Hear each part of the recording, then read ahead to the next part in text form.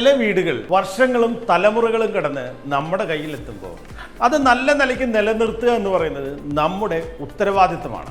ഇനി നമുക്ക് ബെഡ്റൂമിനെ എങ്ങനെയാണ് വലുതാക്കിയെന്ന് നോക്കാം. ഇത് കണ്ടില്ലേ, നല്ല വലിയ ബെഡ്റൂംസ് 2 നേരത്തെ നമുക്ക് ഇവിടെ നിന്ന് ഒരു എൻട്രി ഉണ്ടായിരുന്നു, എന്നിട്ട് ഇവിടെ നീളത്തിലൊരു റൂം ഉണ്ടായിരുന്നു.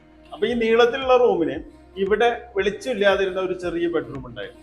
അപ്പൊ ഇതിനെ രണ്ടിനെയും കൂടി ചേർത്ത് എടുത്തതാണ് ഇത്. അങ്ങനെ 2 ബെഡ്റൂംസും ആ 2 ബെഡ്റൂംസിനും കോമൺ ആയിട്ട് ലോണ്ടറി സ്പേസും ഒരു ടോയ്ലറ്റും കൂടി കൊടുക്കുകയാണ് ചെയ്തേക്കുന്നത്. പഴയ എൻട്രൻസ് ഇവിടെയായിരുന്നു. ഈ സൈഡിൽ നിന്ന് റോഡിൽ നിന്ന് നേരെ ഇങ്ങോട്ട് ഡോർ വന്നിട്ട് ഇവിടെ ആയിരുന്നു ഡോറ്. ഇവിടെ നേരെ ഒരു ഹോൾ, ഇങ്ങനെ ഇങ്ങോട്ടൊരു ഹോള്, വരാന്ത, ഇങ്ങനെ കംപ്ലീറ്റ് വരാന്തയായിരുന്നു 4 സൈഡ്. ഇവിടുത്തെ വോള് കട്ട് ചെയ്തിട്ടാണ് നമ്മളിതൊരു സിംഗിൾ റൂമായിട്ട് എക്സ്റ്റൻഡർ ആയിട്ട് ഇത്രയും വലിയ റൂമായിട്ട് എടുത്തത്. പഴയ മച്ച് തന്നെയാണ് ഇവിടെ, ഹാഫ് വേയിൽ പഴയ മച്ച് തന്നെ കാണാൻ പറ്റുന്നുണ്ട്.